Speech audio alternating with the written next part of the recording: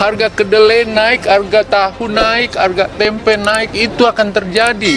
Saya manuver ke sana. Sekarang saya dipenjarakan 12 tahun, dituntut 12 tahun. Semua langkah itu langkah extraordinary. Dan itu bukan untuk kepentingan pribadi saya. Dan dia mengatakan dengan jelas bahwa gaya hidup, pola korupsi, memakan uang rakyat ini katanya memang lazim dilakukan oleh semua menteri. Apakah benar seperti itu? Oleh karena itu, tentu saya berharap besok pada saat pembelaan pribadi saya akan saya nyampaikan semua yang saya pahami tentang aturan, tentang seperti apa yang terjadi pada Kementan. Semua yang dilakukan di Kementan dengan nilai 44 miliar itu dibandingkan kontribusi Kementan setiap tahun di atas 2.400 triliun. Di atas 2.400 triliun. Yang kau cari sama saya 44 miliar selama 40 tahun, selama 4 tahun. Dan itu semua untuk sewa pesawat, sewa helikopter, itu pribadikah? Perjalanan dinas ke luar negeri itu pribadikah? Kalau itu benar terjadi, rusak negeri ini. Rezim Jokowi ini sama sekali tidak menyentuh mental para pejabat negara.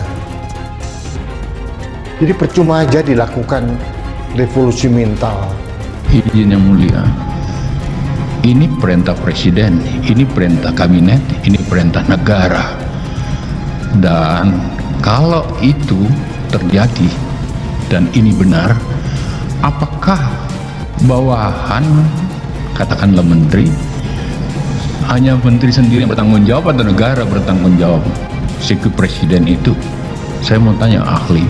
Dan pada saat itu presiden sendiri menyampaikan dalam pidatonya bahwa ada kurang lebih 340 juta orang di dunia yang akan kelaparan. Dan saya diminta untuk melakukan sebuah langkah extraordinary. Saya lihat ini semua tidak dipertimbangkan. Apa yang kita lakukan pada saat itu. Dalam hal ini ingin menyampaikan yang mulia, seringkali di dalam hukum pidana itu ada irisan-irisan yang mulia. Irisan-irisan antara hukum administrasi dengan hukum pidana, irisan antara hukum perdata dengan hukum pidana.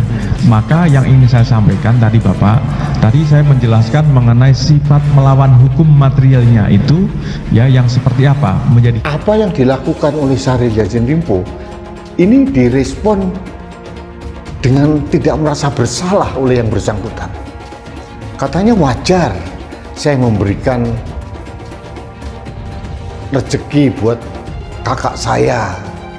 Jasa saya lebih banyak untuk negeri ini. Seharusnya negara ini berterima kasih kepada saya. Dan setelah itu kalau memang toh dimungkinkan untuk kami selaku PH-nya, kami juga akan menjawab. Saya jawab secara umum aja, selebihnya nanti PH. Ya, tuntutan JPU yang 12 tahun untuk saya